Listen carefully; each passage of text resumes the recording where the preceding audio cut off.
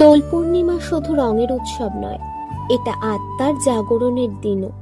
এই দিনে আমরা স্মরণ করি শ্রীকৃষ্ণের সেই অমর উপদেশ, যা তিনি অর্জুনকে দিয়েছিলেন কুরুক্ষেত্রের রণে। গীতায় শ্রীকৃষ্ণ বলেছেন, কর্ম করো, ফলের আসক্তি ত্যাগ করো। দোলের রং যেমন মুহূর্তে মিলিয়ে যায়, তেমনি সুখ দুঃখ ক্ষণস্থায়ী। তাই ফলের চিন্তা নয়, সৎকর্মই হোক আমাদের পথ। মনই মানুষের বন্ধু, মনই মানুষের শত্রু। যদি মনকে ভালোবাসা ও ভক্তির রঙে রাঙাই, তবে জীবনই হয়ে উঠবে উৎসব। যখনই ধর্মের অবনতি হয়, আমি আবির্ভূত হই, এই বাণী আমাদের সাহস দেয়।